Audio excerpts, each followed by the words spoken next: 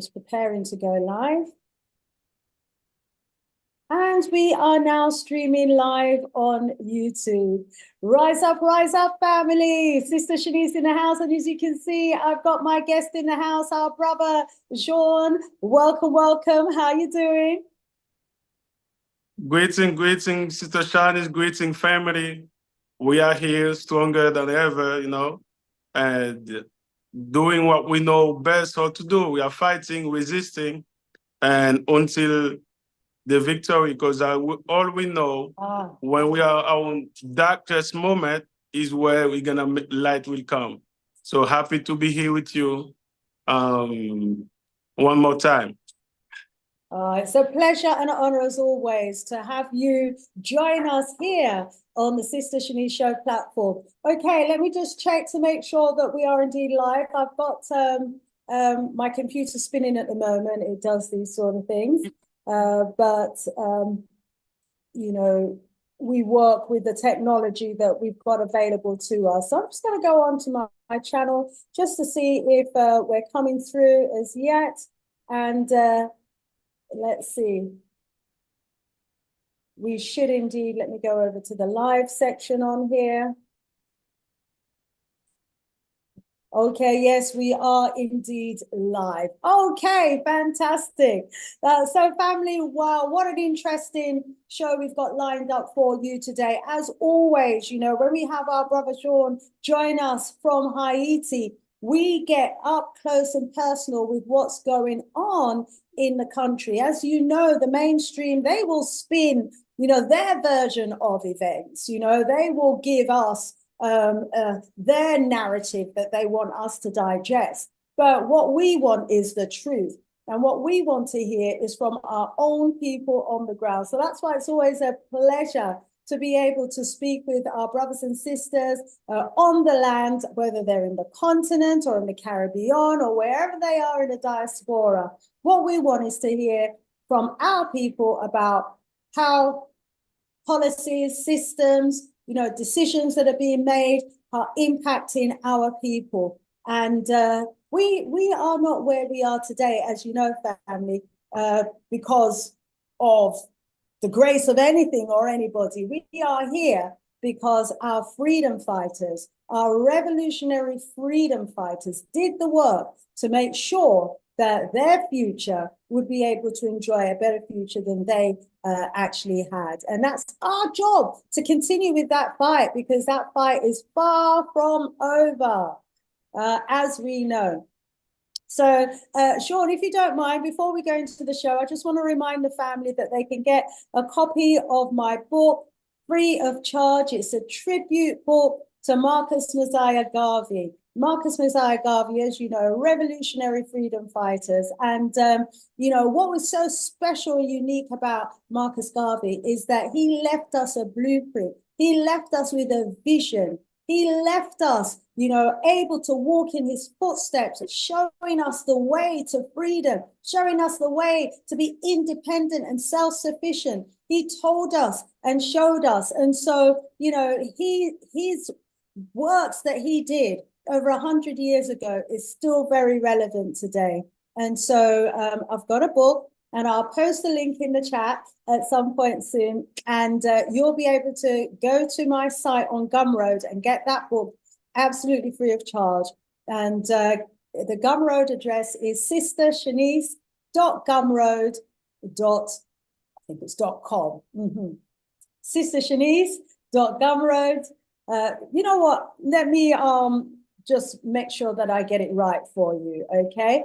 And I'll post the link in the chat so that you can get a copy of that book and share it. Please share it with family members, friends. Make sure that especially our young people read the book of the vision of Marcus Mosiah Garvey, read about his works, understand, how formidable he was during his time. Because the reality is that, if he, as a great man among us, can do what he did during his time, we ought to be able to do the same. So go to sistershanice.gumroad.com. That's the one. Sister is spelled with the A, S-I-S-T-A. Sistershanice www.gumroad.com. Go to the book, Tribute to Marcus Mosiah Garvey. Go to the checkout where you see the £, just put 0 and you can get it absolutely free. But of course, if you'd like to make a donation towards the works, you can put a figure by that £, as well. Okay, get your copies while it is free. So thank you, Brother Jean, for bearing with me while I just made that announcement. And of course, you can get this book here via Amazon as well. This one's not free though, but it's a modest fee. The remarkable accomplishments of Asian African civilization. There's many of our children who are going to go through the education system without being taught any, information about our great scientists, our great achievers, our great astronomers, our great architectural builders. We accomplished so much prior to slavery, and the history books, to a large extent, just don't mention it whatsoever. Or if they do, they've taken credit for our works. And so it's really important that our young people are empowered and inspired by having this sort of knowledge that is in that book. Hence why I took the time to write it. So please do get it and share. Now, I'm going to ask Brother Jean to introduce himself. And while he does that, I'm going to be posting the link in the background to let people know that we are live. Brother Sean, there may be some of our viewers who are meeting you for the first time. Please do go ahead and introduce yourself to the family. Well, one more time, I'm thanking you to give me the opportunity. As you know, when you give me the opportunity, it's giving the will Haitian people, the one on the ground fighting for the freedom of Haiti and all the Black West as we did it. And I'm John Kleber-Loris, and I'm president of Mundo Haiti, and also the general coordinator of Collectif 18 Novembre 1803. And then I've been working here as an activist for 13 years now.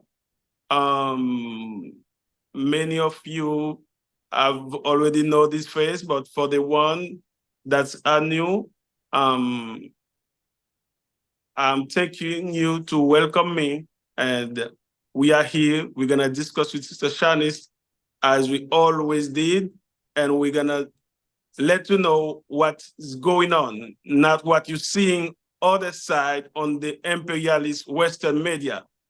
You're gonna know the truth with Sister Shani's show now. Happy to be here. We're delighted to have you here. Family members in the chat, please do welcome our guest. When you come through the door, just drop us a message in the chat. Let us know that you're in the house. Let us know where in the world that you are viewing us from. You've just had a brief introduction there from our brother Sean, very modest. You are looking at a future president of Haiti. He is, yes, a quality person who has a heart for the people, a heart for the country, and he works tirelessly helping and supporting people in his country. And my, hasn't Haiti gone through more than its fair share of disasters, of problems, of challenges? Family, if you don't know the history of Haiti, you really must read up on it, and you really must get to know. In fact, Brother Leader Bandaka did an incredible presentation on this platform a little while back that was focusing on the history of Haiti. Plus, I've had some wonderful guests from Haiti who have given us the background of the liberation struggles of Haiti. Please do go to my channel and search Haiti and watch those videos. There's so much for you to learn. And there's also my sister channel, African World Affairs, and I've had guests on that channel as well who have told us firsthand about the history of Haiti, their experiences on the ground in Haiti, handed down stories. You've got to get the information from the source, family. So big up our guests as you come through the door. I can see a few messages in the chat, my brother. So our family are indeed coming through the house, coming in the door. Okay, Yengelumbu Kiambote, beloved. Oh, that's the Congo leopard is in the house. Rise up, rise up. We've got Brother Stephen in the house. Welcome, welcome. We've got Sister Afri Jamo in the house. Welcome, welcome. Come on, family, let us know that you are in the house. Okay, now, as always, time is never on our side. So I'm not going to delay by opening up our conversation this evening with you, Brother Sean. And, you know, there's so many places that we could start from, but let's pick up from the assassination of the elected president, Jovenel Moïse. Now, we all learned a couple of years ago, I think it was July 2021, we woke to the horrific news of his assassination. And we also learned that there were foreigners who were involved in that assassination, including US military. What was the outcome of that, please, Brother Sean? Well, as we have said it on this platform more than one time, what's happened in Haiti was planned outside of Haiti. And as we know, one thing that I always want to remind the people, the company that offered the service to assassinate the elected president is CTU, who is located in Florida. That means everything was planned and designed in the United States.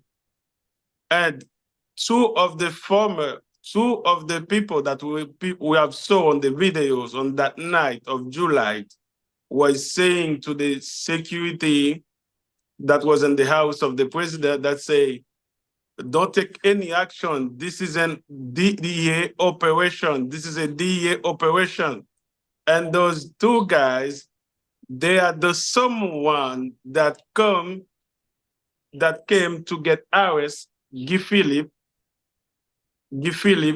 for the DEA. And that means we know now it's very clear, we know who. We don't know why some people don't know why they killed the president. But now all of us know who killed the president, what the group of the people killed it, the intellectual author, we know them. But you know, they are powerful, and they are so powerful, and they know very well all to hide the truth.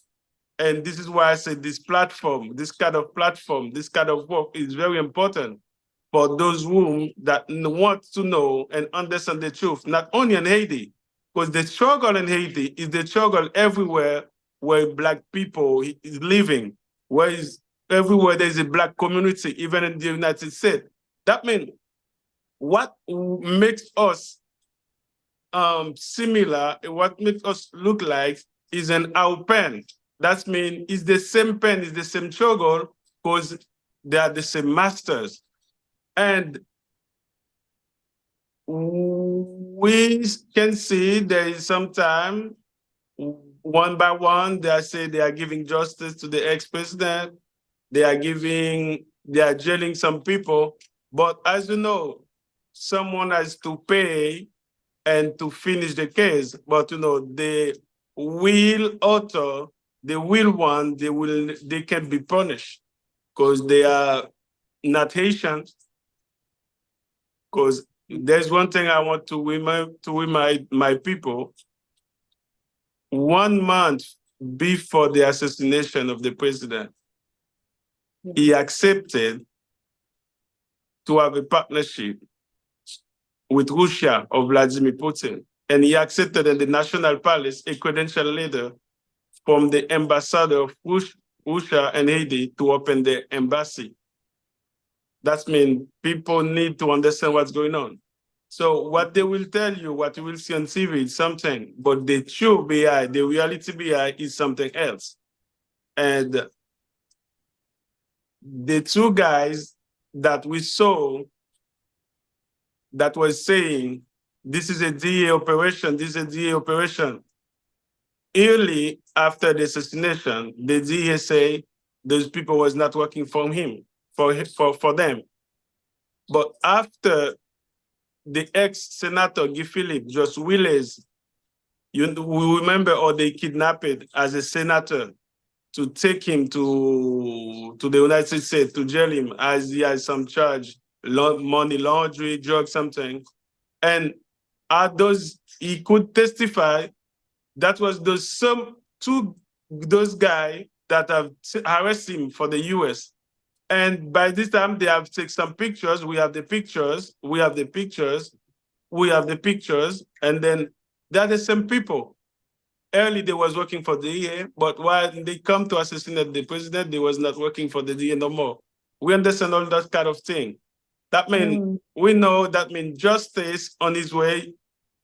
Maybe 100 years will pass, we will still looking justice for the president, because who made those cops? They are very strong, and they are powerful.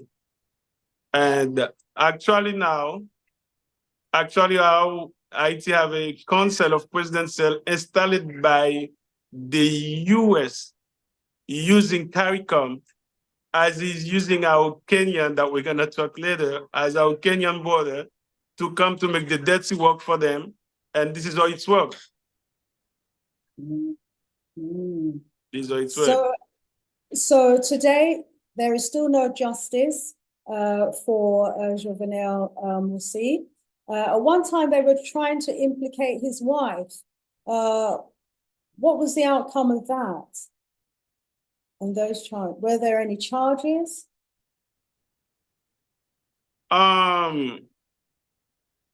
This is what we call when this is the same thing. As we can see, I'm always trying to explain my people what's going on. So my point and coming to your show is trying to explain the people what's going on and to understand what it is. Remember, to explain what's going on with his wife is same thing. Early after the assassination of the president, we have an earthquake around August. That means something happened to forget what everyone was focused on. It's same thing with the earthquake on Haiti on January 2010. That means, can you imagine 18 months before the earthquake, the US embassy in Haiti have moved his establishment that cost millions on infrastructure to put it in a secure way before the earthquake. That means every time that they're gonna give a code, they know how to do it. And you know, with so the in time, future, if we see the embassy moving, we know something's coming. Yeah, if we see the ambassadors of the US embassy moving, something's coming. We need to know, and we need to be able to smart enough to read the sign. And then the same thing, the wife of the president somehow, she was trying to have justice for her husband. And she knows too that you and I, we don't know. She knows people, she have met people, and she was trying to denounce, and they tell her, if you don't shut up, we're gonna put you as one of the authors. And now, as a woman alone, in front of all those people that know well or to do bad things, you know, and it's a way to tell her, you know, you should be quiet. Go and cry in silence in your womb. We will secure you, we will give you everything, but you need to know, you need to look at something.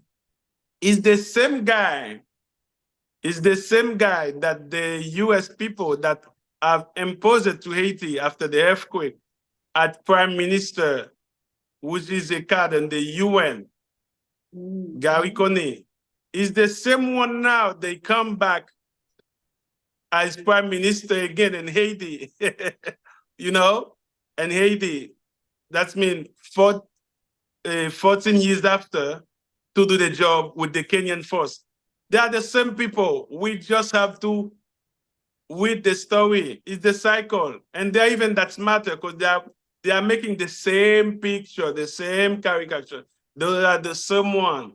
Now, our actual prime minister, who's gonna working with the presidential council of 9 members in Haiti, is the same guy working for UN for 25 years now, and that they have choose that have Bill Clinton take all the money from the earthquake to build Haiti. The same one come back. They're the same people. And now the only difference now, in the picture, they want to show this is black people killing black people. Now they will show you this is Kenyan and these Africans, this Jamaican soldier that mean come in Haiti fighting. But now they don't show that themselves as they are. They're using some puppets, you know, as President Ruto, who is a shame for the black race, you know, to do the dirty work. This is my sister. So you mentioned Jamaica there. They did actually at one time approach Canada, didn't they, to bring a force to Haiti. And Canada, I think, was offering to train Jamaicans and other Caribbean forces to go into Haiti. That seems to have gone by the wayside because they are now talking directly to Kenya. And Ruto, as you said, disgracefully has agreed to bring a troop into Haiti. Now, there's been a very stern warning, hasn't there, from Chariza, Jimmy Chariza, also known as Barbecue. He made a very stern warning to Kenya a little while back. He said, if those troops come in, they will be seen as invaders and they will be seen as a threat to human life in Haiti, and made it clear that, you know, they could end up going back in body bags because if they're seen as an invading force, they will be treated accordingly. I mean, what are the people in Kenya, what are the people in Haiti saying about, you know, the prospect of Kenyan forces under the dictatorship of the US coming in to Haiti, supposedly to bring peace? What are the people around saying? As you know,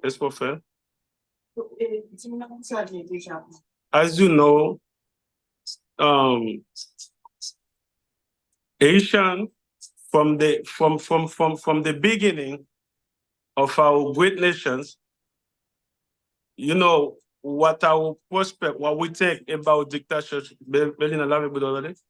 and then we do think. Give me 1 second.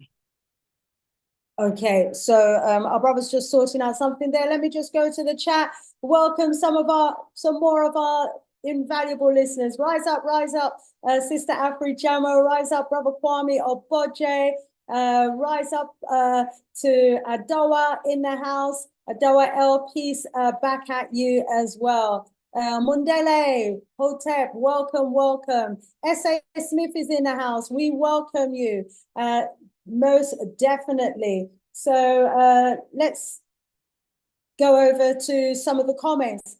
Sister Fajamo says, oops, hang on, sorry, gone away from the chat, show chat. Let me just bring back the chat. I want to know what our family are actually saying in the house. And so we welcome each and every one of you as you come through the door. Please remember to give us a thumbs up as well. Let us know that you're appreciating loving the show and the conversation that we're having with our beloved brother. We're finding out from our brothers on the ground in Haiti, you know, exactly what's going on. Yes, Brother Kwame, Ruto is what? Awasi. Awasia. Okay, explain that to us, please. S.A. Smith says President Ruto should know better. Certainly should. However, I really want to know what was told to him for him to agree to this. Well, I don't know if you were watching the show last strong where we had our beloved brother, Irritated Genie, on the show. We actually did talk about Ruto in quite some detail and his presidential visit to the US. Oh, and the deals and the money, the huge sums of money that he had been given by the US to bolster their police force, to build a new prison, to extend their motorways, to build runways for the, I mean, it was just incredible what they've come back with. And as we all know, there has been talk of, in the US Parliament about them recolonizing Africa.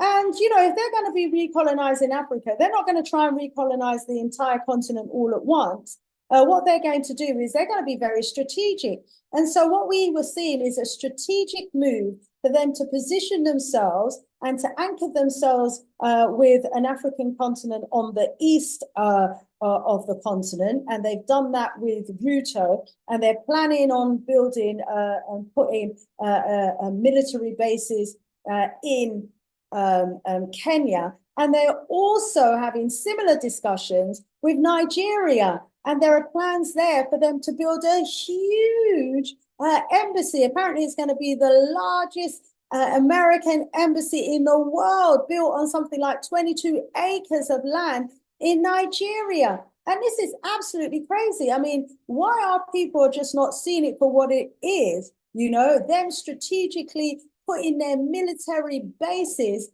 on our platform, on our country, so that they're in striking distance to all the different African countries. You know, these countries that are allowing the Americans to come in and put a base on their land really are a threat to the entire continent. And but this is what is happening, and I can go into a bit more detail on that, you know, family, should you wish us to do so. So agree with you, S.A. Smith. Ruto ought to know better. Kwame is saying, Amma, our ancestors are giving these demons nosebleeds. Well, you know, they need to do more than that, family. Afrojamo, yes, William Ruto fooled many of us initially with his pretty smile and his grand, you know, Pan-African words. But, you know, action speaks louder than words, does it not? And so Kwasia in our Twi dialect means idiot. Idiot, as we say in Jamaica. Idiot. Spell it with two E's. Innit? My big idiot for real. You know, and he's a traitor. That's what he is. He's a traitor to his race. He's committing treason. You know, he's selling his people. He's exposing his people to danger. S.A. Smith says that sounds right. They are constantly thinking about the resources and how to get access to it. Absolutely. Afrijamo, I missed that, what is being constructed in Nigeria. Okay, let me tell you a little bit about what's going on in Nigeria. Let me just find my notes on that, because it's so important. Because, you know, on the one hand, we've got countries like Burkina Faso, Niger, and Mali, who are working strategically and together to keep the Americans out and the French out of their countries and out of Africa. They would have them out of the entire continent if they were able to do so. And then you've got countries like Kenya, Nigeria that are swinging the doors wide open for them to come in and even set up bases on their land. And it is a real danger and a real risk to the entire continent. So basically, the US have been having discussions with Tinubu in Nigeria, and they're actually talking about plans to build the largest embassy in the world in Lagos, Nigeria. It's going to be a 10-story building. It's going to be placed on not 22, 12 acres site. Remember, 1 acre is the size of a football field. You know how large a football field is. Well, this is 12 acres in Lagos. It's going to be the biggest American consulate in the world. And where it's going to be positioned in Lagos as well is in the heart of their tech city. So they're going to be able to tap into all of Nigeria's technology. And, you know, do we not know what they're all about when it comes to technology and the spyware and everything else? You know, and the ability to take control of the media through technology and to use, it's just unbelievable what Nigeria are agreeing to. They're planning to spend £537 million to build this large embassy. And it's on a coastal piece of land as well. So they'll have access to West Africa from the coast. They'll have 12 acres of land for this huge embassy. They'll also have space there for their airplanes to come in and land, for their military. They are strategically positioning themselves on the west coast of Africa in partnership with Nigeria, which will put them in rocket reach of all the countries in the West African region. And then they're also strategically working with Kenya on the east of Africa so that they're in a striking distance on the east of Africa as well. They've got their friends and allies in the north, the Arabs. They've got their friends and allies in the south, the Europeans. They're surrounding us, you know, and our people, those leaders who we've got in power at the moment, just don't seem to realize what time of day it is and the problems that they're causing for future generations. We are today, or ought to be, in a situation where we're working towards our total independence, working towards total freedom and total liberation, where we're supposed to be, you know, unshackling ourselves, you know, from any policies, any agreements or any deals with the West at all. We've just come out of an absolutely shocking period in our history. We've come out of, you know, hundreds of years of enslavement, hundreds of years of genocide and slaughter and the most heinous treatment and abusive treatments by our former enslavers. We've just managed to unshackle ourselves from them. And then here we are inviting them back in the door again. I mean, they never went anyway. You know, it's a case of, you know, when we got our independence, them going out the front door and coming in again via the back door. But, you know, with what's going on at the moment, with these deals that they're negotiating with some of these old leaders and traitors on the continent, it's tantamount, you know, to a very sickening situation for our future. And so, family, the way things are going after we're dead and gone, you know, we are setting our future African generations up to have to fight for independence all over again. Because, you know, we even got a situation in South Africa right now where the ANC may even be considering going into coalition with a European party, a party that's headed up by a white person. And if their mind don't shut, it looks like our brother's having difficulty logging back in again, but certainly hope that he's able to rejoin us. If our mind don't shut, what's going to happen in South Africa is there's going to be a white president of South Africa. I mean, our people are just, you know, not in their right mind. And we know our people are not in our right mind because we've been miseducated. I mean, we were having the conversations on my show earlier today, and let me see if I can reach my notes and share with you, you know, some of the challenges that we really have as a people that we've been identifying, that we were identifying on my show earlier today. Because, you know, on the one hand, it's clear that there is an awakening happening because we've got our brothers and sisters. Your camera's off, Brother Sean. You can put your camera back on anytime you're ready. We've got our brothers and sisters in some parts of Africa who are very clued up. They're very awake. They're totally behind the leaders that have liberated them. The president of Burkina Faso, of Niger, of Mali, of Senegal. They're totally behind. The people are coming out in their tens and thousands, to show their support for those leaders, because they're saying, the people on the ground are saying, we want change, and we want change to happen now. We're fed up of these old sleeping presidents, representing us at meetings and signing away, contracts that's tying us up into agreements for generations to come, that's making us even more impoverished than we actually are. We're fed up of it, they're saying, and we want new, younger leaders to come in. So we see that progressive move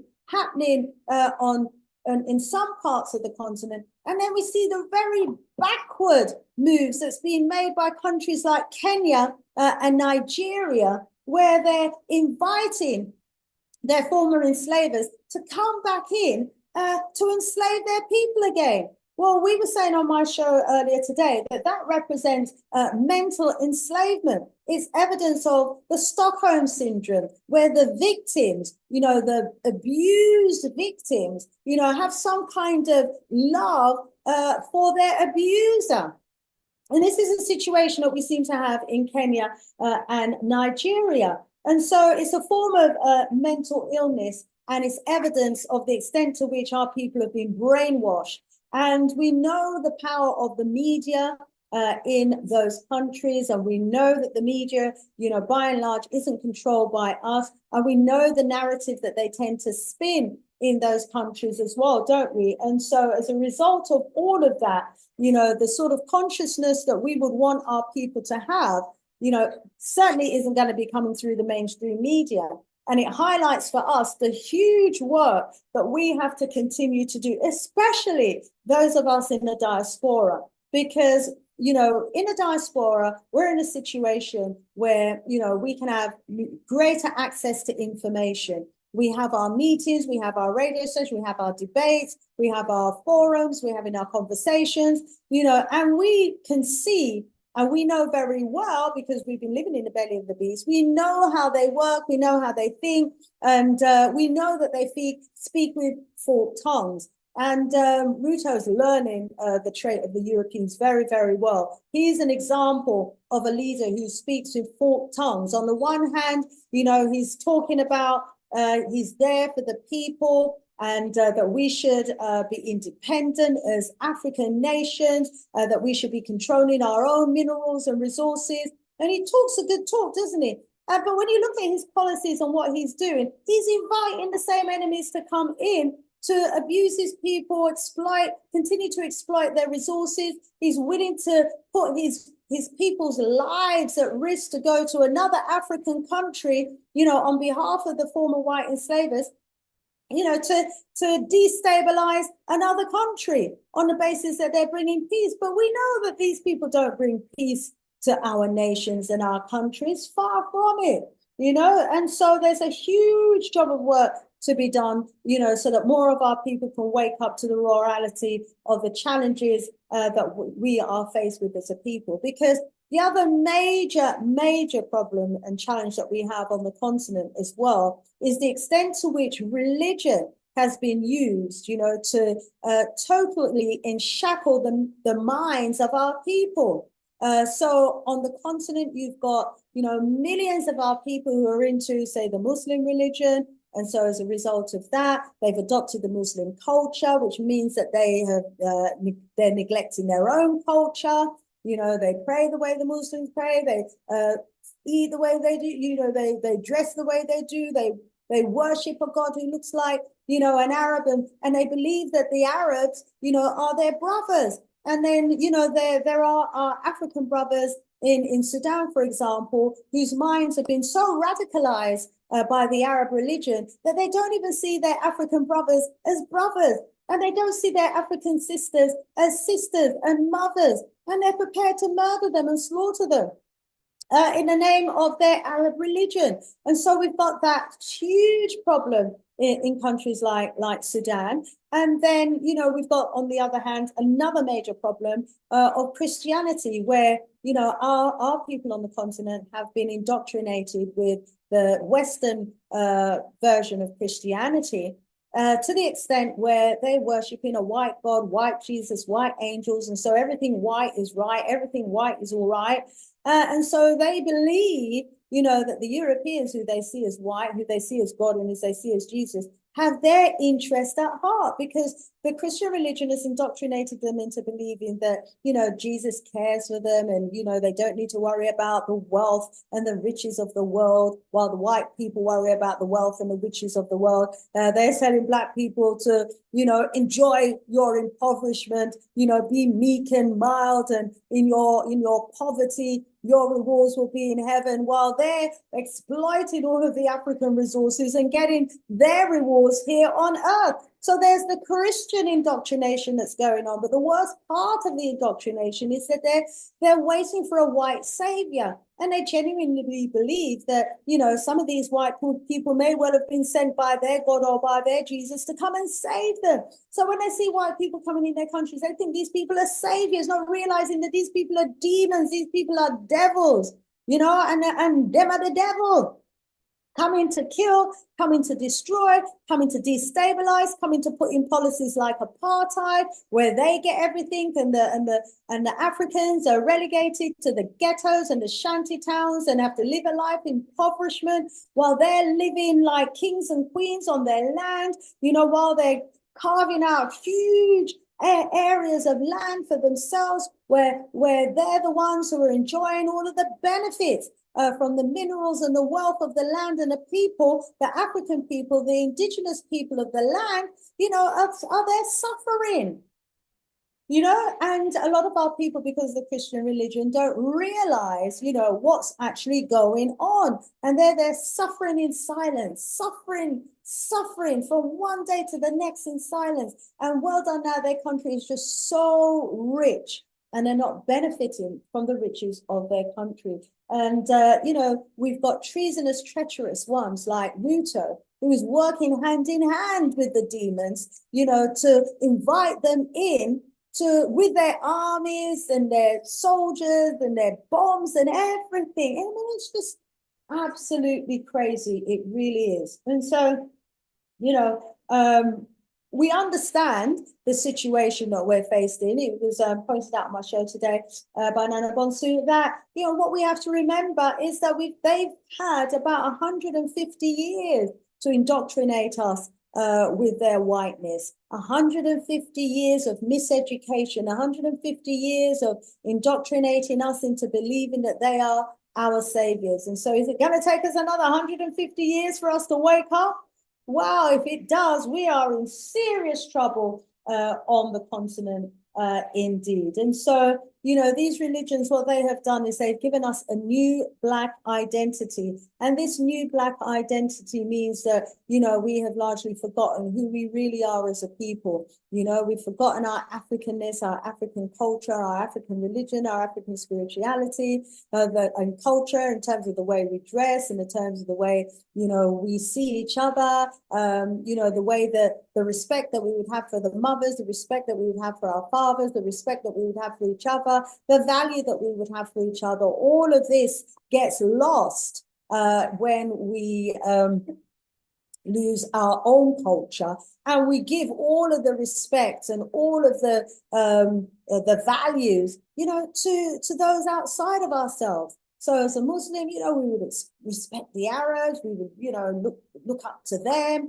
as being the ones who are going to look like the God that's going to save us, you know. And if we're Christians, we're going to be looking to the Europeans because, you know, they've created Jesus in their image and their likeness, you know, whereas at the turn of the century, Jesus was Black. Yeah, when at the time when they had the Nicene Council, etc., Jesus was Black. At the time when they came to convert Africans to Christianity, the image of Jesus was Black. You know, at the time, you know, of the early churches, the image of Jesus was Black. And here we are now looking at the image of Jesus, who is white, and we're worshipping whiteness. So they've really done a number on us. And so, you know, as a result of that, we've got countries like Nigeria, very Christian country, throwing its doors open and probably celebrating the fact that the US is going to have the largest embassy in the world, you know, on their lands, and don't even realize the long-term implications of it. Okay, let's see if I've got a message from Sean, who has disappeared on me. Don't disappear on me, Sean. I need you to come back and tell our people what's going on in Haiti. Just before we went live, he was saying that there were major floods happening in the country. Cars were being washed away down the road. I'm like, it's one catastrophe after another in that country. And you know, there's so much going on. We want to hear about what's happening. So I need our brother to come back and speak to us very soon. So I'm just going over to WhatsApp just to see if there's a message there from our brother. No, let me message him and see what's going on. Just asking him what's happening. All right. Okay, so thanks for that. So let me go to our audience and see what's going on in the chat. Okay, yeah, Emma's explained. Kwame, you've explained. You're asking Emma to explain what kwasias means. Okay, Kwame, I will message you that. Let's have Jamo and Brother Kwame having a good conversation there. Yes, so hopefully Afrijamo, Sister Afrijamo, good to have you in the house, and good to know that you're probably back, you know, where you're happiest, which is fantastic. Yeah, so that's what's going on with the US Embassy in Nigeria. S.A. Smith says, sounds like that sounds right. They are constantly thinking about the resources and how to get access to it. Oh, we got Brother Zizi Way in the house. Rise up, rise up. He says, Africa is already colonized under neocolonialism. The US has 29 military bases in Africa already, and alliances with every country except one, and that's Eritrea. Wow, wow, wow. Well, I know that some of the countries, in particular, you know, some of these former French colonies are trying to kick out some of these European military bases, including the US military bases as well. And then we wonder why there's so many wars on the continent, you know, and that is why, because they have their bases there, and they can set up these militia groups, and they can give them these weird names like, you know, Al-Shabaab and Shabak and Boko Haram and the like, and then send them off to create mayhem in our communities.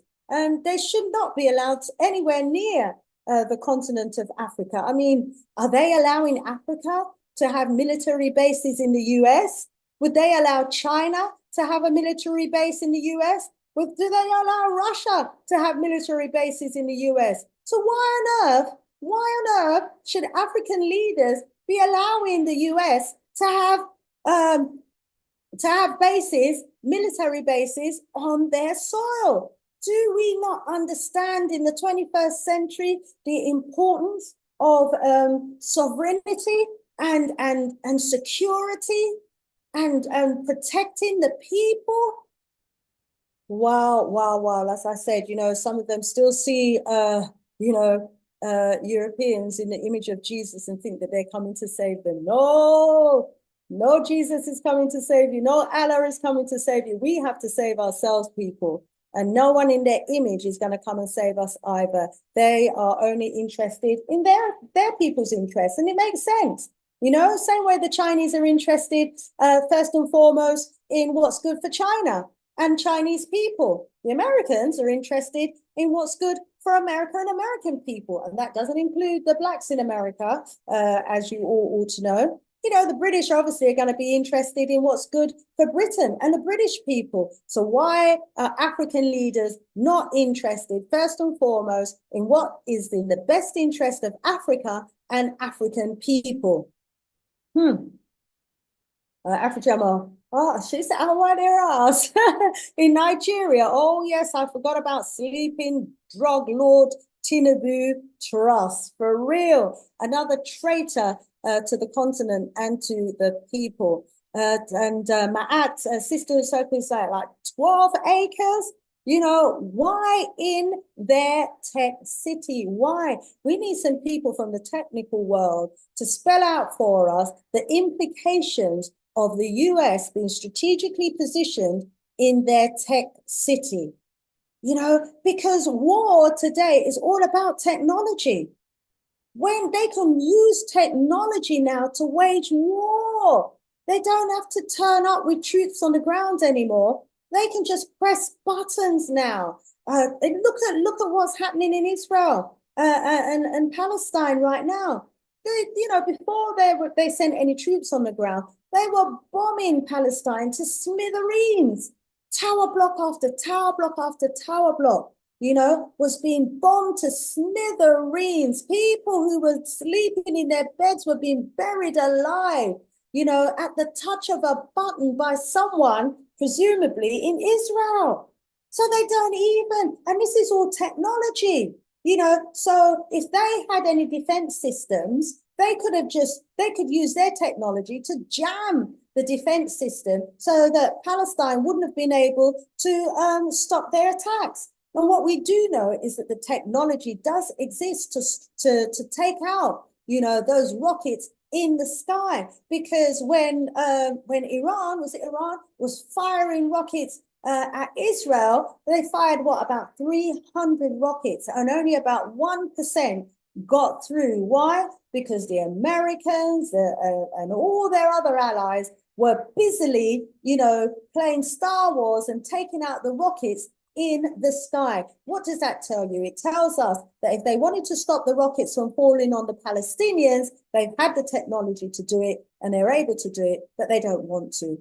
So they're working in cahoots, as we know, with Israel, and they ought to be standing trial alongside Israel as well, in my opinion, on this. So Kwame saying, instead of using the money to help the worse off, they spend the money on foolishness. Exactly. Blood money as well. As Sister Shanice, Tinubu is an idiot. How can this one man decide all this without any fight? Exactly.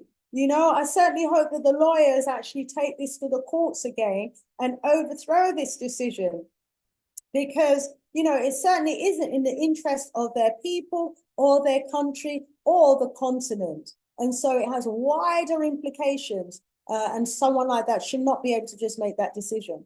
It says, and S.A. Smith says, and then Ruto was promised that Kenya will be a non-NATO, yes, member. A Nigerian leader changed the national anthem to the one written by a British cannot make this stuff up. You cannot make it. No, they changed their national anthem to one that was written by a British. No patriotism at all. No value for their own culture. This is what's coming through. If there are any Nigerians in the house, Wagwan, talk to us. We can't believe what's happening over there. This country is, among the most educated, or miseducated, unafricated Africans, it seems. Africano says Nigeria is the king on the motherland. Yeah, and if they go down, all our countries on the continent are doomed, she says. But I have faith because the Most High is in charge and it is our time. Well, Sister Afrojamo, you know what? The Most High has given us the power to make decisions for ourselves. And so the only way we can save ourselves is to make up in our mind and decide that we have to save ourselves and that we have to come together to do that. The Most High has given us a brain, 2 legs, 2 hands, 2 foot, the ability to know science and everything else. And we're the ones who are going to have to save ourselves. Nothing's going to be jumping out the sky to come and save us. Mahat Sister who says, well, we have been through a hell of a course. That's right. Looks like history is going to repeat itself. You know, them people, them said them gone through Holocaust. Well, we've been through a hell of a course. Rise up, Ma'at. Indeed. And let's hope that that is certainly not the case of history repeating itself. Let's hope that our people will see the writing on the wall in good time. Let's hope that, you know, there are more countries like Burkina Faso, Mali, and Senegal on the like, whose young people know what time of day it is and know exactly what to do. You know, for 100 years, they've been saying to us that we're not to get involved in politics. We should just concern ourselves with religion. You know, why not get involved in politics? Politics controls our life. It's politics that determines whether we have light or don't have light. It's politics that determine if we have access to resources or our country's been exploited. It's politics that decides on our education system, whether it's an Africated one or a Eurocentric one. It's politics that decide, you know, if we get to set up business or not, if we can get loans or not, the banking system, the financial system, the economics of the country. Politics makes all these decisions that determine our quality of life. So we absolutely need to concern ourselves with politics. You know, it's politics. They're politicking when they're making decisions about assassinating like leaders in our countries, taking out leaders like Magafuli, like Jovenel Morsi, and the many others. These are political decisions that are being made. So we must absolutely concern ourselves with politics and our people. You know, that doesn't necessarily mean that we follow their Eurocentric demonocracy system, their democracy, which we call a hypocrisy on my shows, because their system is a demonic system. It doesn't work. And, you know, we need to understand the sciences. We need to understand technology as well. Because, for example, South Africa has just had its recent election results announced. And I asked the big question, you know, how on earth could the EFF have done so badly? Well, I'll tell you how they could have done so badly. The electoral process is electronic. Yeah, it's computerized. What do computer programmers do? What do computer programmers do? Do we or do we not have a computerized, an electronic computerized electoral system? You can program a computer to do whatever you want it to do. You tell the computer to give you certain results and it will manipulate the figures to give you those results. And so I'm not surprised, you know, that despite, you know, the overwhelming show of support for EFF up and down the country among all the youths, despite the millions that have been turning out and pledging their support for the EFF, I am not surprised with the results. Why?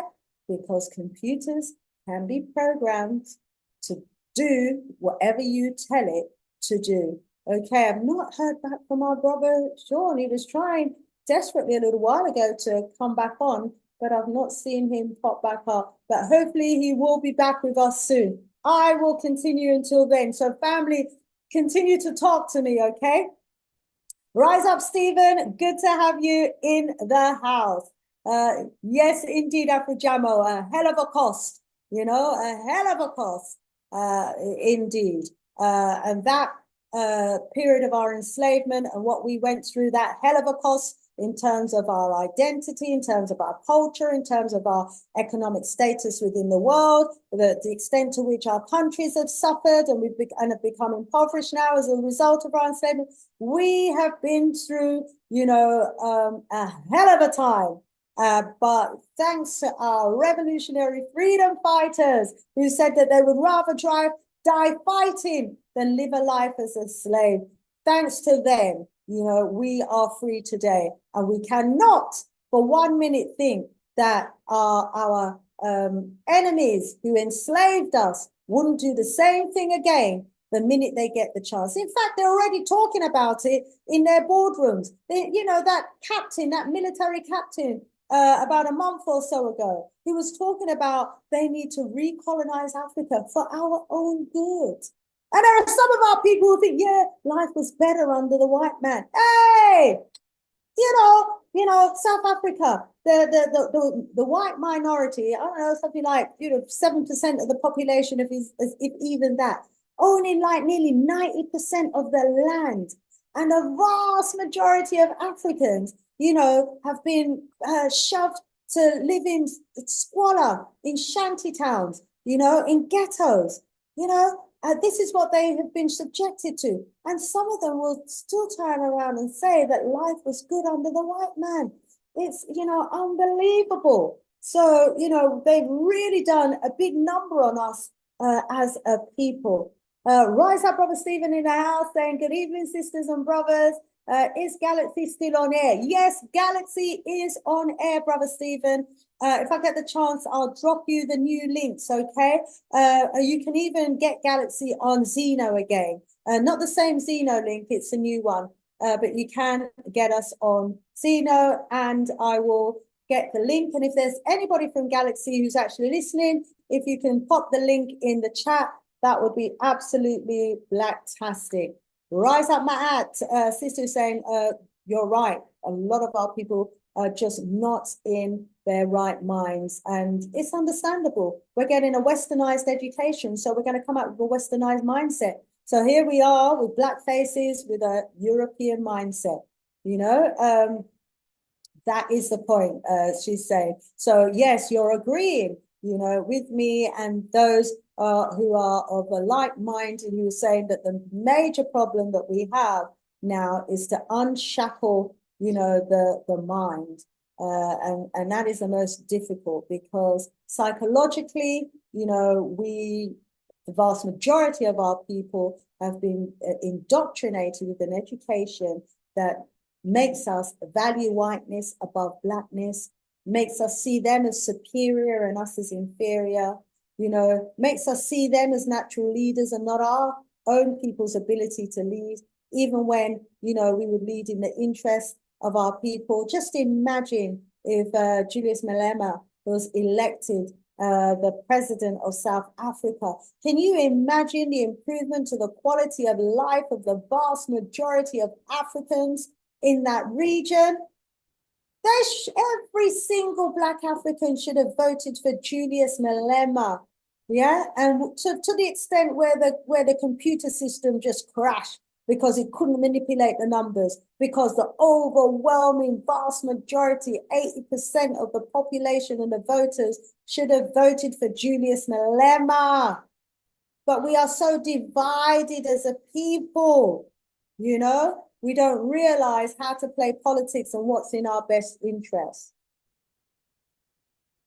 Rise up, Sister Afrijamo. Rise up, Matt. So you're saying, not in the right mind. That is the point. That is why the neocons choose these zombies to lead. Exactly. Choose them to lead. They know them, don't they? They grew them. They know them. Yeah, rise up, Sister Afrijamo, for reminding people to please give us a thumbs up. So yeah, at the moment, only 25 thumbs up. Please give us some more likes. And my guest will be coming back. Fingers crossed. Oh, rise up, Brother Kwame Boje, says, Shanice, you are right. That most of our people are so conscious and want these neo-colonial leaders out, and want their Western masters and mistresses out too. Oh, that's good to hear, brother, my brother, because, obviously we're fed a white media, a mainstream media that's going to give us the impression that most of our people want them to stay. But an awakening is happening. An awakening is happening. Message there from SA to Afrijamo saying the Nigerian president changed the national anthem back to the one that was written in colonial times by British expatriates. I would not be surprised if colonizers laugh behind closed doors at us. I'm sure they are. Okay, one of your messages was retracted there. Kwame's saying that Nigeria, Buhari of Nigeria is a pure example of hopelessness. Speak the truth, and the truth will set us free, says Mahat. Rise up. Kwame says Ruto is a lying cheat and doesn't mean it. That's right. He can talk a good talk, but he doesn't mean it. Rise up, the Jamaican drunker. Good to have you in the house. Yes, he's a hypocrite. And that's Ruto, hypocrite. Well said, Auntie, said Nubia. Good to have you in the house, beloved. Rise up yourself. Ah, yeah. And yes, yes. Let me go through some more. Rise up, Jamaican Drunker again. Ma'at, time for change. Absolutely agreed. Time to change the word diaspora as well. Let us find a Swahili word that has positive word sounds. Yes, because when you say the diaspora, we have to die. I'm poor. Die, I'm poor. Yeah. Die, I'm poor. Yeah.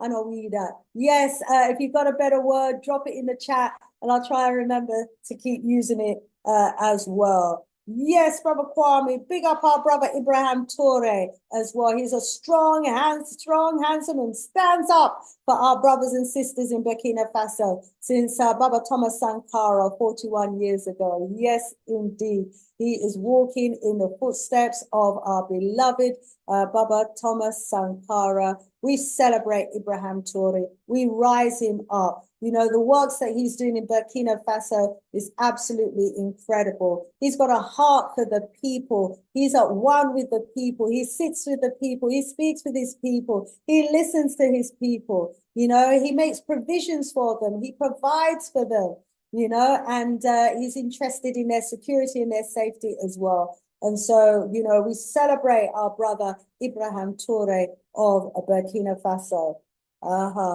Yes, Jamaican Drunker, many of our people are completely out of our mind. And rise you up there, the Jamaican Drunker car at today.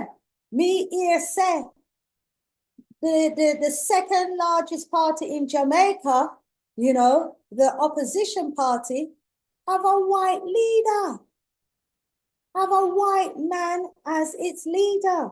And so if the opposition party wins in the next Jamaican elections, and we all know how fed up the country is with its present leader, you know, if they decide to go for the opposition, and with Jamaica being a Christian country and seeing Jesus who's white and believe God is white and maybe believe that having a white president is what they need, you know, it's all over because the rest of the African world are actually looking to Jamaica, you know, for answers. We're looking to Jamaica to lead the way. We're looking to Jamaica, you know, that former revolutionary, small island, the one that brought forward greats like Marcus Mosiah Garvey, Sam Sharp, Paul Bogle, you know, what do I know about Haiti and start the revolution over there?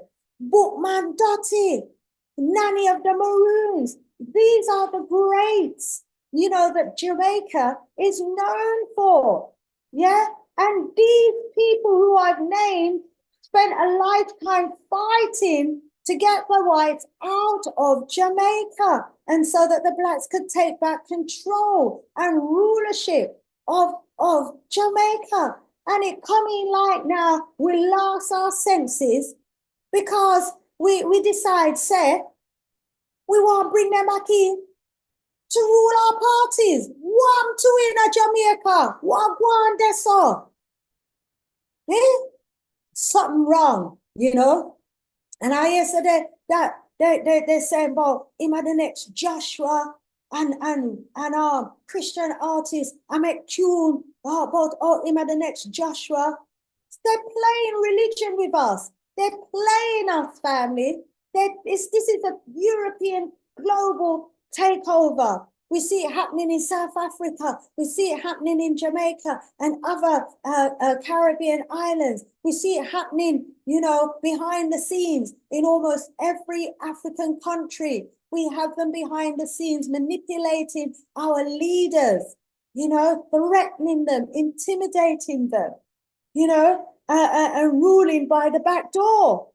And we're saying, enough of gossip and enough is enough. Time for them to move and go out and come out and leave us, you know, to run our countries. We can do good all by ourselves. Look at what Kwame Nkrumah was doing. in the few little years that he had the opportunity to run Ghana. Look at all of what he accomplished. Look what Marcus Mosiah Garvey accomplished without even the status of the president of a particular country and access to all of the minerals and resources of those countries, or that country that, you know, if he was president, he would have had.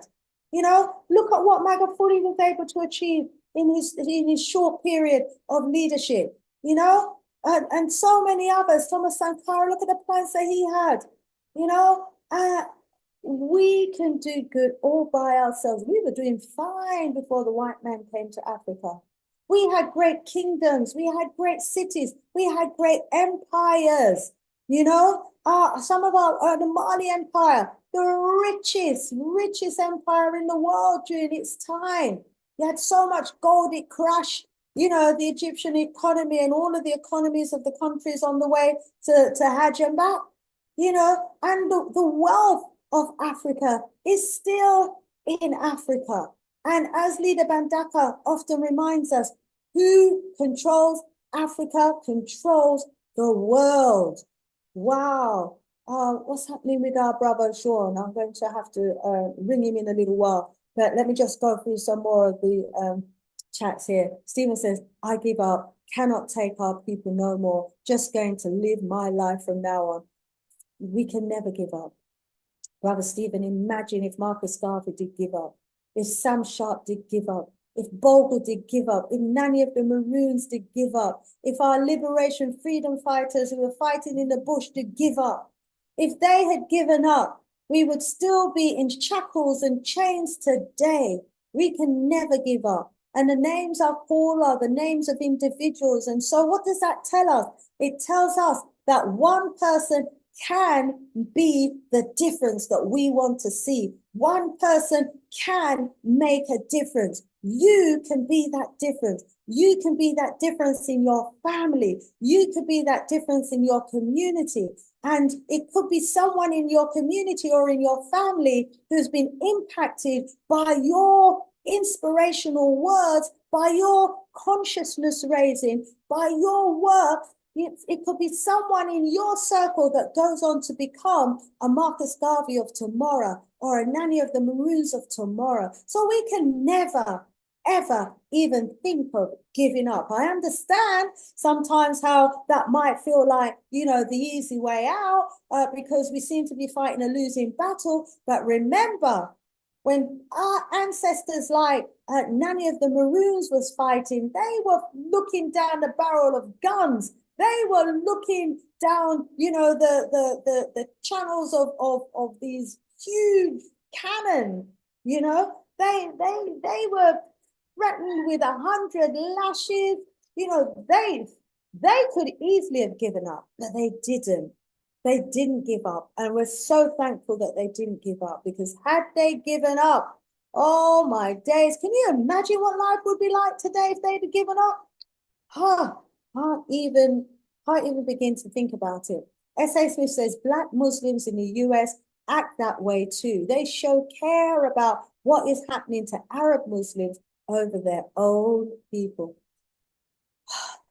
They've used religion to do a big number on us people. You know, those of us who put religion before our people, we're not in our right minds. Because when we were born, first and foremost, before we adopted any religion, or before we were indoctrinated into a religion, yeah, first and foremost, we were Africans, yeah? Before we were told that we belong to a particular tribe or a particular nation or a particular religion or anything else that's been created to divide us. You know, before any of that, first and foremost, as a people, we are Africans. You don't see the Chinese looking out for the interest of Christians, even if they're Chinese Christians.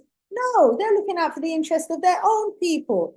You know, and if a Chinese person is born in America or in Africa, they're not going to suddenly turn around and like, I'm not Chinese, I'm African, or I'm not Chinese, I'm American. No, first and foremost, you know, they're Chinese and they will always be Chinese. So first and foremost, family, we are African, wherever we were born, you know, we've got this rich, beautiful, melanated pigmentation. First and foremost, we are Africans. Okay, and so our Africanness and our loyalty needs to come first to our people before, religion, before anything else. Wow, wow, wow. Rise up. Getting some messages from our family in the chat. Yes, so if you've got a different name for diaspora, let me have it, okay? Yes, Afijama, tell him, don't give up, don't give up. Jajamia Kanjankro, Ima say, Sudan is at Kenya's front door. What about saving the Sudanese from starvation? Absolutely. They're ignoring the problems within their own borders, ignoring the problems on their own doorstep, and want to find themselves clearer eating. What a team. Ruto seems excited about the recognition and power he thinks he was given. I think he should be taken to court for treason. I think it was last week, I looked up the definition of treason. Let me look that up again and tell you what the meaning or the definition is of treason. And you can tell me if you think Ruto has committed treason. It is the crime of betraying one's country, especially by attempting to kill or overthrow the sovereign or a sovereign government. Is he not colluding with the Americans to overthrow a sovereign country, a Haiti? This is treason. Is he not betraying his own people, by jumping into bed with the Americans? Wow, wow, wow.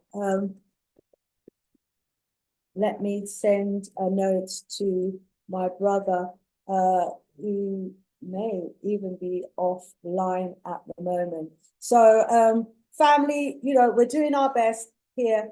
Jamaican Junkrat, yeah, he's saying white psychology. Mahaotep family, good to have you in the house, brother Kimani. Rise up every time.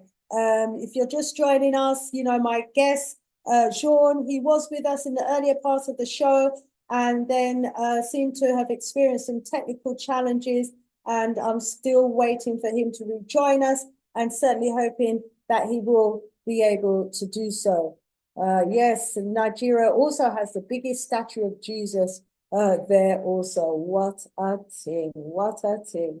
Wow. Yes, Steve, it's the same all over the world, Kenya, Jamaica, but we've got to do the works. And what are the works that we need to be doing? We need to be waking our people up. We need to, we need to be as evangelical as the Christians and the Muslims, really, with our Pan-African message, so that we can be converting people to have the right mindset. It's us to do that job. So here in Ghana, most of the public transport has stickers on the stickers of the blue-eyed devil with the long, lanky hair. Our people are seriously brainwashed. Wow. So we've got our work cut out. We can never give up on our people. Kwame said, our people in Ghana are so mad. Whenever they see a non-African, they get excited. Wow, wow, wow. If they only knew how that same non-African would treat them in their own land. So rising up the family, let me jump to the bottom and work my way up and see what's going on.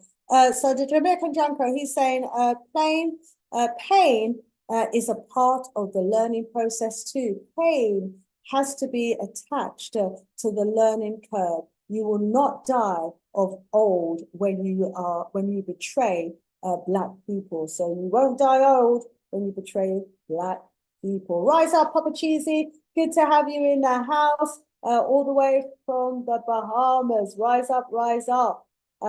Yes, Brother Palmer's agreeing with me. Baba, yes, Pombe Malik Boogie died for our people in Tanzania. Yes, he did. Rising up the entire family. Okay, what's happened to our friend? Hold on a second, family. Stay right there. Let me make a call and see if I can get our beloved brother on the phone and find out what's happening. There we go, I'm just reading.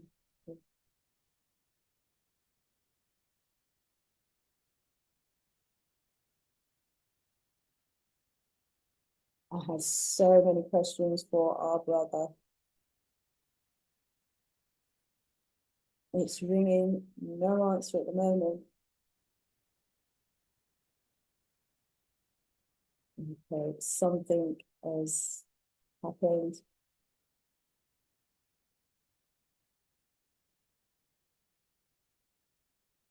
Okay, as you heard there, family, I'm unable to get through to our brother in Haiti at the moment. He was my special guest that was coming to us live and direct from Haiti. So, you know, as we know, Jovenel Moïse, he was the 43rd president of Haiti, and he was assassinated back on the 7th of July, 2021. And the country has experienced a considerable amount of destabilization since then. And not even since then, the Europeans, powers that be, have been working against Haiti and have been destabilizing Haiti since it won its independence in 1804, because it was in 1804 that the Haitians made history and inspired all the other Caribbean islands and African countries to be pursuing their independence as well. And so, you know, as a result of the slaughtering that they had to do in order to win their independence, you know, the tens of thousands of Europeans that were sent back in body bags because of the atrocities that were committed in war, you know, against the Europeans who were trying to take that country. They've never, ever forgiven Haiti for it and continue to destabilize the country until now. And so, you know, they had an interim president or an interim prime minister, Ariel Henry, and but the gangs didn't want him as their president. They didn't elect him as their president. He was imposed on them by the US. And so, you know, the people of Haiti said, no, we're not prepared to have him as the president of this country. And they made his presidency unmanageable and the country ungovernable. And so it was back in March that Ariel Henry announced that he would actually be resigning as the Prime Minister of Haiti, and he would be opening up the door for a transitional process until Haiti could elect a new president. And so this transitional presidential council was actually created in Haiti. And the idea is that, you know, it would gain the support of, you know, the international powers, and they would come in and help and assist Haiti to set up this new process towards elections. But, you know, although almost all of Haiti is peaceful, what the media has tended to do is focus on some groups that they call gangs, and to some in Haiti are not gangs but revolutionary freedom fighters. And these revolutionary freedom fighters have said that, you know, they don't want outsiders coming into their country, exploiting it for its minerals and resources, and not putting anything back in. And so you've got the people, you know, who are totally opposed to foreign governments coming in, leading their country, manipulating their leaders, assassinating elected leaders, you know, and then imposing their own puppets in as leaders. They're totally opposed to it. And so you've got that fight that's going on against, you know, the political interference. And in the meantime, you know, you've got those who are interfering politically in the country, causing, you know, further impoverishment, you know, stopping the flow of goods and food. They're destabilizing the country so that they can't get to grow their own food, so that they can feed themselves as a country. You know, the level of instability has been such that, you know, and with all of the violence as well that's been happening on the country, it's such that, you know, it's exacerbating the problems and the challenges that our people have been experiencing in Haiti. And so, you know, there's been a crisis there for some time, and the crisis continues, you know, but if all the foreign hands, you know, that are interfering with Haiti was to leave Haiti alone, Haiti would be able to sort out its own problems because, you know, they're very capable of managing themselves. And we all know how rich with resources Haiti actually is as well. But with the interference of the external players, they've pushed the country in a situation where, you know, it's on the verge of hunger in some parts as well. And, you know, millions of people have been left homeless from the earthquakes and all the other catastrophes that they've been experiencing as a country. And, you know, they talk about, in the media, they talk about Haiti being flooded with guns and gang violence, you know, that's causing mayhem in the country. But where are these guns coming from? Who's bringing these guns into the country? You know, we all know the answers to that. The Haitians are not making guns.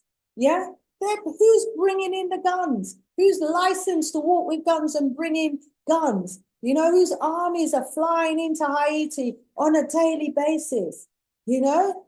And so all of this talk about gangs and gang warfare, you know, what they really need to focus on is where they're getting the guns from. Who's supplying these so-called gangs with guns so that they can carry out the violence that they have been, you know, carrying on with in the country, you know? And this is war. And, you know, most of us know that all of this really is about, you know, the Europeans wanting to take back control of Haiti. And so that's the situation that they find themselves in. Let me say a little bit more about this transitional council. Let me see what I can pull up for you, family. So it's interesting, really, that this transitional council has, you know, the French on it. What's France doing? You know, we know it's a former French colony, but, you know, let's have a look at what is going on there, because they've also selected a president, and they've selected a transitional president. Let's see what his name is. My computer's just spinning at the moment, but as soon as it stops spinning, it will let me know. Let me do a different search. President of Transitional Council in Haiti.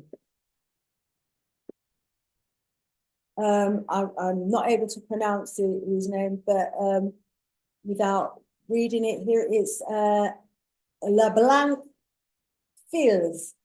He's a former Senate president, and he will serve as a leader of the 9-member governing body. And our brother was saying that this has gone full circle, because he was a president before, but he got voted out, or, you know, I'm sure what happened to him, but it seems that they're bringing him back in. So what I really want to know now is who the 9 members are on this transitional council, because let's do here.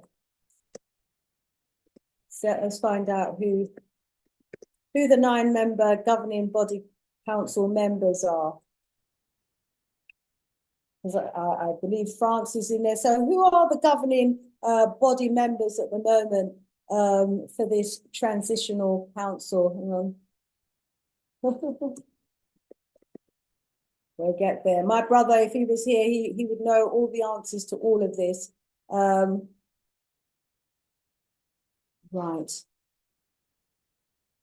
Okay, so I was ahead of myself. Here's the answer. So Haiti's Transitional Council names the new head. So we've got the new head, the name of the new head already.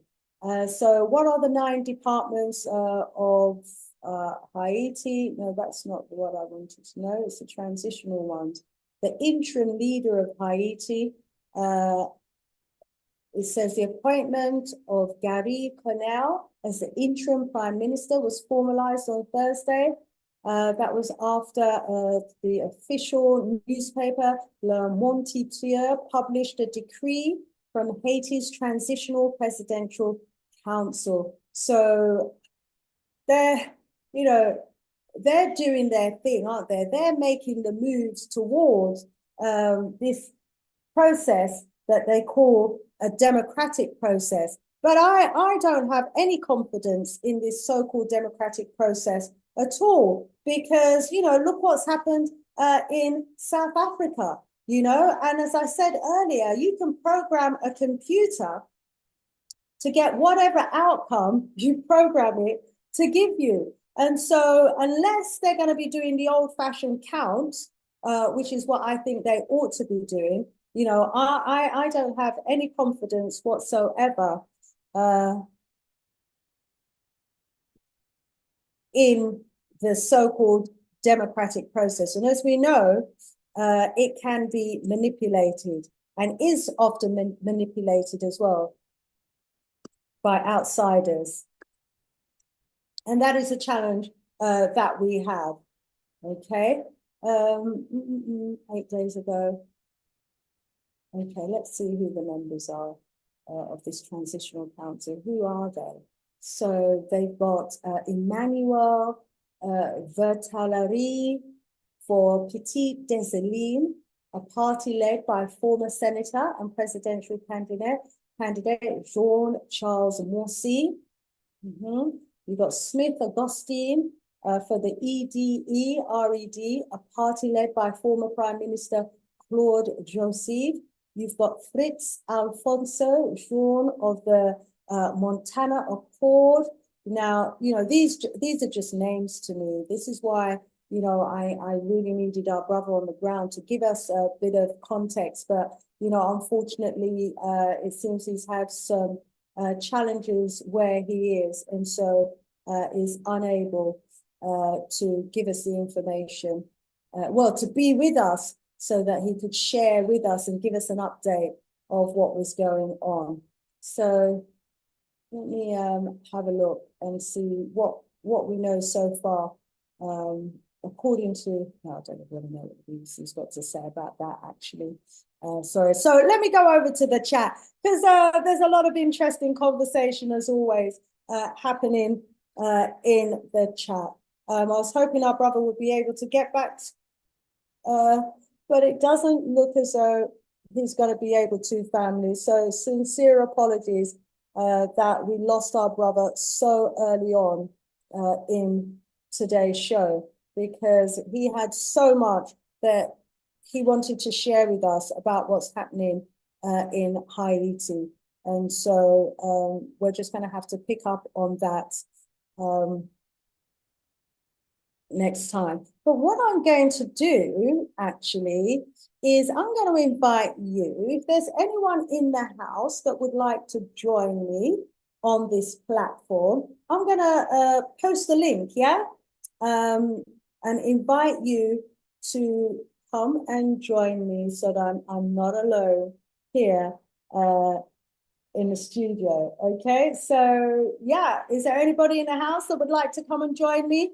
Do you have a message that you would like to share with us? If you do, it would be great to have you come and join me. So I'm just waiting for the space to come up so that I can. That's a live. There's a live chat. Hang on, family. I'm coming. Let me just go back onto my page. Where is it? This is it. No, that's not it. Okay, let me just open up a new page, and I'm going to send you the invite so that you can come and join me on stage. So get ready, get ready, get ready. This is an invitation. For the last 20 minutes, I would like you, family, to, well, 1 or 2 members of the family come and join me. It would be wonderful, wonderful to be able to put a face to the names of some of our wonderful brothers and sisters in the chat. You know, there may well be some of you in the house who know very well what's going on in Haiti and would want to come and share that knowledge and information with us. If not, but you want to maybe talk about the South Africa election results, give us your views and opinions about, you know, what happened in the elections. Do you think they were fair elections? Do you think, and if not, why not? What makes you think that they were not? Also, I'd like to hear from you about the next step now in South Africa. There's going to be the need for a coalition party, a couple of the parties to come together. Which are the two coalition parties that you think should be coming together? The South African press are promoting, obviously, the White Party and are trying to encourage the ANC to partner with that White Party. Is that what is going to happen? What are your thoughts on this? So, got a computer that's moving a bit slowly at the moment, but don't worry. As soon as I get the chance to post the link in the chat, I will be doing so. Here we go. I think that's it. Let's get you out of the way so I can click that button there. Okay, there's the link. Who's going to jump on and join me? Come on, family. Jump on and join me. I've been talking for the last hour and a half, and I hadn't planned to. If I knew that this was going to happen, this is why I should always have a plan B, really. But yeah, please come and join me in the house. Someone said, bring back our Pan-African Congress in South Africa. Well, we certainly need Pan-Africanism in South Africa. That is for sure. There's a live chat. Here we go. So who's going to come and join me? Yes, looks like somebody might be coming to join me in the house. You are most welcome. Habarigani, yes. Habarigani, rich African elder. Oh, Ziziwe, our brother Ziziwe says, send me the link. Yes, so brother Ziziwe might be jumping on, which is great. Jamaican Drunker said he would join me, but he don't want to show his face. Okay, well, come in. Say, okay, so we'll hear your voice. So let me just, so I've got African consultants in the house. Take yourself off mute and please do introduce yourself. African consultants.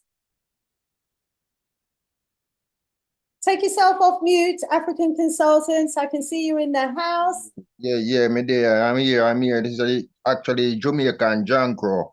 Hey, it's good to hear your voice. Rise up, yes. Jamaican Junker. Yeah, Jamaican for true. Talk to me, my man, brother. Original. Yeah, man. So my thing is, Sister Shani, is to say, with our people, you can't get out in front of them and lead them nowhere, you know, Shanice. The way the mentality of the people them right now, them will shoot in your back. We have to get behind them and push them forward, you see, and tell them, say, hey, me have something you feel, you know, we're worse than when the white man are going to put on you if you don't move forward. Because you see, at that it going to take, you know, at that it going to take, it now going to take, oh, let's hold hands and let's talk about it. Because if that was the case, it would have solved already, you see. Exactly. So you have to get behind them and push them, because pain is a part of the learning curve too, you know. You see, the pain have to be attached to, hey, when you do something wrong to black people, you're going to get some repercussion. You see what I'm saying? You know, and until it reaches that level where people them say, hey, you know, so if you go out there and do this, you know, somebody will watch you, you know who are watching, but there is pain attached to it. Because that's why they might do all the things they might do now, you know, because there is no repercussion. So hey, we just do anything we want, you know. But once pain attached to it, you're going to see a total difference. Anyway, we just want to say the true talk, Jamaican Junker. Rise up yourself, because I think we should start with some of these treacherous, treasonous leaders. You know, Exactly. Exactly. hold it there, brother Easy Way. We're gonna come to you next, yeah. So just having a little reasoning with Jamaican Drunker. Jamaican Drunker, what go on in a Jamaica? Cause I get a picture and I get to overstand say the opposition party have a white man as a leader. Well, you know, Jamaican people, you know, forehead really twist up though, too, you know, because forehead twist up because I mean, for a country we produce a man like Marcus Garvey, you know, but me can't understand why still, you know, because you see, in a Jamaica, we never really had a really white man overweight, you know. When it reach a certain point, we have more black people overweight. So the white man rule through him proxy. You see, him rule through him black flunky them. You see him there in the background, you know. And you know, if you say to a lot of people say, hey, Mark Golden is a white man. No, no, no, no, no. Them are gonna jump on you. You know what I'm saying? But he means a white man pick me. You know, Yes, but yes. we colorblind down there, you know. Jamaican people colorblind versus when you live in America. So when you live in America, you get to find out about color real fast. You see, so they make sure, say the white man make sure, say, hey, I me run this, so you know, and you know, let me not sharing power, so with you. But Jamaica, when them come, them a smile, everybody a smile and a laugh with we. You know, and when we come a foreign, yes, so now we come find out, say, you know, hey, see how them people act, you know, so it's just it's a mind game. It's a both political party down there are crook. I just say when the PNP in power, you get a little bit bigger crumb, but it's still a crumb. You see, you just cut off a little bit bigger piece and get all right, all that. But it look, what me I say to Jamaica, Jamaica is what 92% black. How much of the economy do the Jamaican people control? That's what we want to talk about. Who run the economy of the country? Because that's you know, where the money get cut off Ghana, China, Ghana, India, Ghana, Europe, Ghana, Arabia, and leave we broke. And we down there, I tell, which one of them? Both of them are thief. You know, and unless them advocate for economic control where black people make up the mass majority of the population, them nah say nothing, Sister Shanice. Anyway, me give somebody else a chance. Take care. Rise up Thank you. yourself, Jamaican Drunker. Good to hear your voice. Of Powerful. respect. I have to do Of this respect. again next time. Rise up yourself. And we All have right. Brother Easy Way on camera. Welcome, welcome, Brother Easy Way. Take yourself off mute. Thank you so much for joining me. Go Thank you ahead. for having me. Thank you. How are you? I'm well, thank you. As you know, my guest Sean unfortunately dropped out, has some Yes. challenges his end. And so we've just been having a bit of a conversation. I've been just taking the messages in the chat. And so, yes, you've joined us. I did invite people to join me, just share with me what's going on where you are, what's your perspective on maybe what's happened in South Africa or what's happening in Haiti. Well, first of all, as Malcolm X taught us, in order to understand anything, you have to understand the history of the problem. And we have to have the correct analysis. Our analysis, we have to take the better approach, he said. We need to take a global analysis because we're fighting a global enemy. It's imperialism on a global scale. Africa and African people, as well as the whole of humanity, is under attack by global imperialism, which is just a small few people. And we have to have the correct analysis in the sense that, see, we lack class analysis to understand that the masses of the people of the world are against this imperialist system. Even the Europeans, they suffering, they're victims. Palestinians, Arabs, everybody's are victims of a small few who are plundering the earth. Of course, Africa is central to this whole plunder. And we have to understand that, like we talked the other day, we were at a critical juncture when the Casablanca group tried to unify Africa under one central government. And we had some people who undermined it, Julius Nyerere, Jomo Kenyatta, etc. So we would have been much further ahead by now.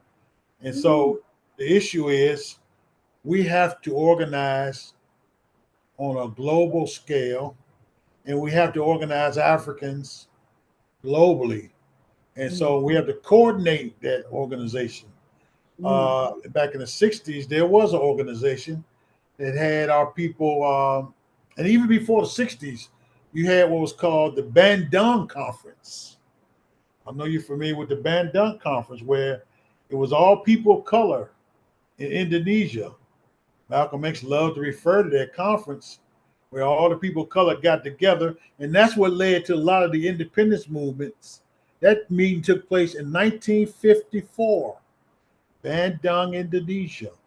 After that, you had all these independence movements that sprung up in Africa, India, Bangladesh, all these places. And then, of course, in Africa, like I said, that critical moment when we could have had one central government, it was undermined. But despite all that, if we do a correct analysis of what's going on in Africa, you'll see most of our people are against these neocolonial puppet governments.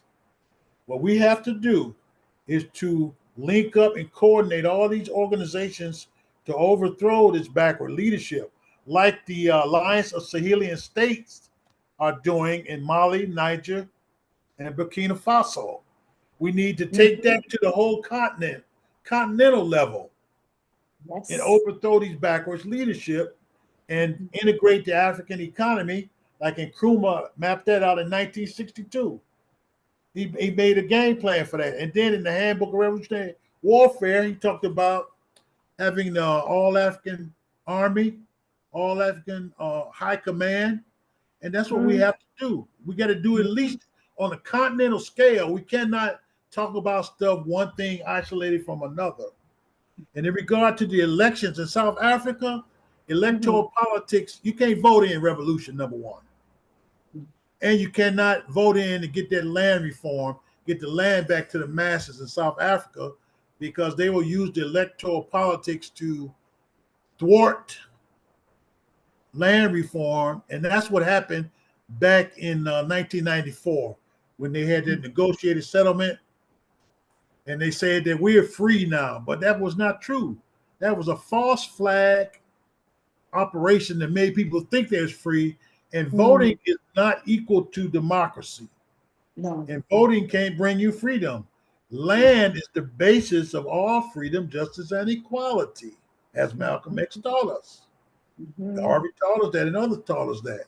So the land has to be given back to our people in South Africa. And in Haiti, we have to have a coordinated struggle amongst that Caribbean community. Mia Motley and all those other leaders in Jamaica and Barbados, they got to go. And the mass of the people want them out. We just had to get them organized, and we have to coordinate it. So once we get a continental organization together, we can also help the satellites of Africa, like Haiti, Jamaica, etc., put in revolutionary leadership. So that's just a real quick synopsis of the way I see things and how it should go in order to bring about the necessary changes. And this, of course, will have a global impact because the imperialists are dependent upon raping Africa as they have been doing. Africa is still colonized. It's called neocolonialism. It never was totally decolonized, right? All they did was put African faces in the right places, and they continued the plunder of Africa, as evidenced by Niger, where 75% of the world's uranium comes from. France was in there stealing the uranium dirt cheap. And then when you look at the Congo, they still stealing all the raw resources out of the Congo dirt cheap, and got our people digging, children as young as 5 digging up uranium and coltan and all these other things out by hand. Liberia, the largest rubber plantation in the world, Firestone, paying our people pennies. So this is on and on all over Africa, the richest continent on earth, still being raped. The U.S. has 29 military bases in Africa, but they also have their footprint in every nation in Africa except Eritrea. Even still, they're still in Niger. They ain't gone yet. They got their drone base in Niamey, Niger.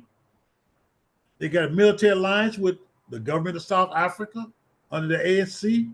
So they still dominate Africa, whether people know it or not. There's only one way. Kwame Nkrumah said this clearly. It's the armed struggle that's going to clear the fog of neocolonialism. Plain and simple as that. So we got to get organized and get ready to fight. He said that 60 years ago. People still don't understand that. Some people don't. Some of us do, and we're involved in organizing with the Alliance of Sahelian States, the Pan-Africanist Congress of Azania, AZAPO, Steve Biko's organization, organizations all over Africa. We're trying to get them to get together and coordinate our struggle. The revolutionary parties and the revolutionary Pan-African political parties, we got to come together as one, coordinate the struggle, and get rid of the comprador sellout class. That's why class analysis is so important to understand. We got this comprador class that joins with the global imperialists as junior partners. In other words, they getting a few small crumbs and they throw their money in the banks in Europe, while the big capitalists, the big imperialists are still raping Africa and the world. And so they sell our people out. What does it say in the Bible? For they sold Jesus out or sold somebody out for 30 pieces of silver. Yeah, for 30 pieces of silver. That's the same thing this comprador class does to our people. Ruto, Kagame, Afu Ado of Ghana, on and on and on. They got a military base in Ghana. Africans can't even go on a military base inside of Ghana that's controlled by the U.S. Imagine, on their own land. It's Wow. disgusting. We're in serious trouble, though, don't you think? You know, with all of these military bases on our land, you know, like you said, the only way to defeat neocolonialism, you were saying, according to the words of whoever you was quoting just then, you know, is to go to war.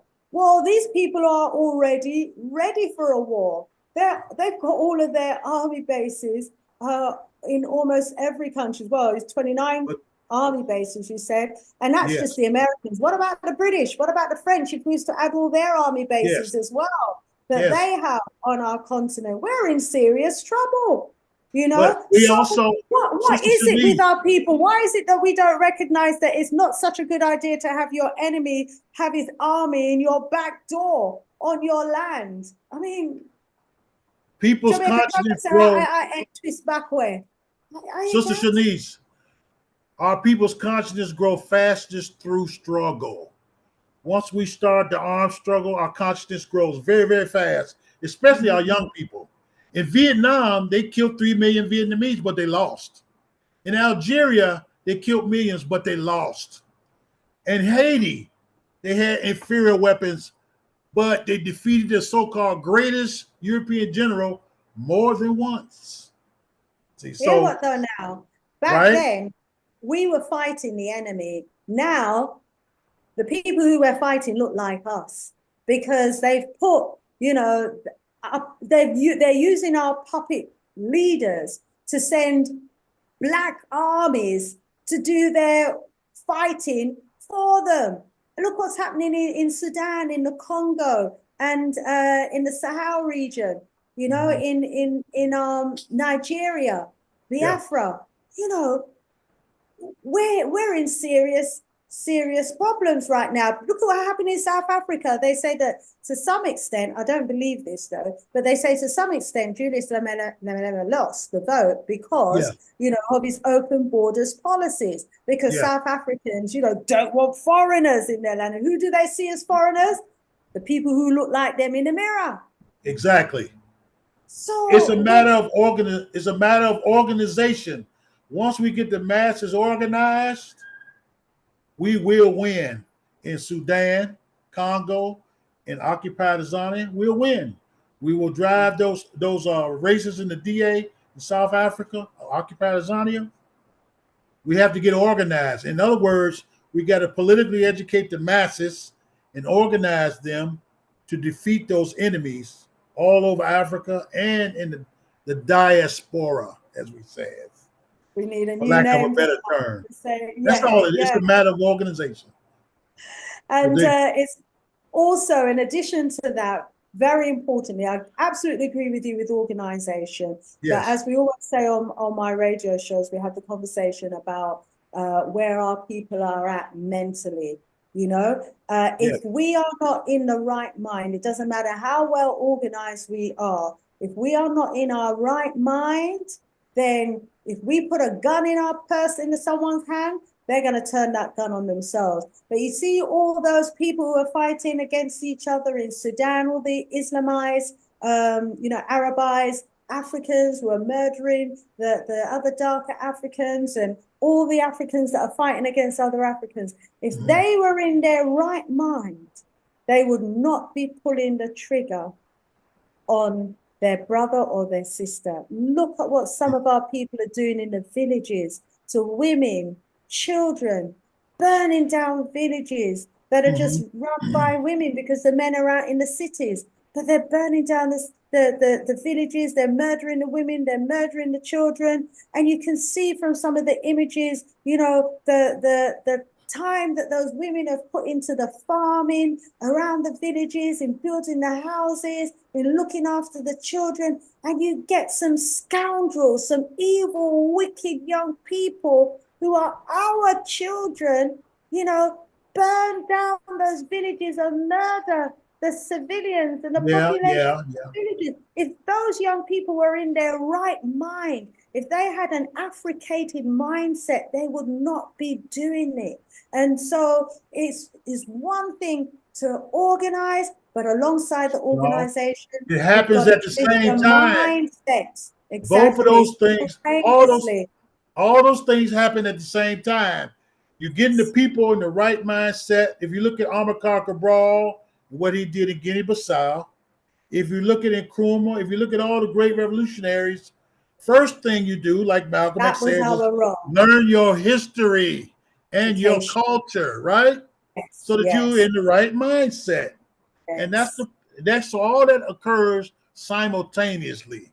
And that's why they're able to do what they do, is because the people lack organization.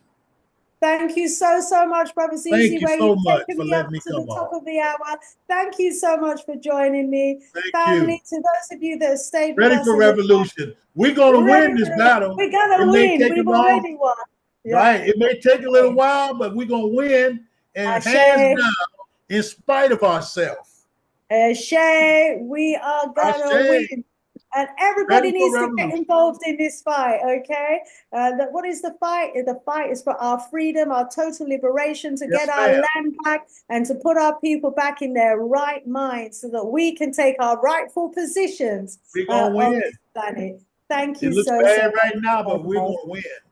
So everybody in the audience, thank you for joining me. Jankro, who jumped on, and we heard you audibly. Thank you so much for joining us. Brother Ziziwe, thank you so much. To Brother Sean, who joined us in the earlier part of the show today, thank you so much. It's such a shame that you were unable to stay with us throughout the entire show. Next strong, we have Leader Bandaka, who's coming to join us. And as you know, it's always a powerful, impactful presentation and reasoning and analysis from our brother Leader Bandaka.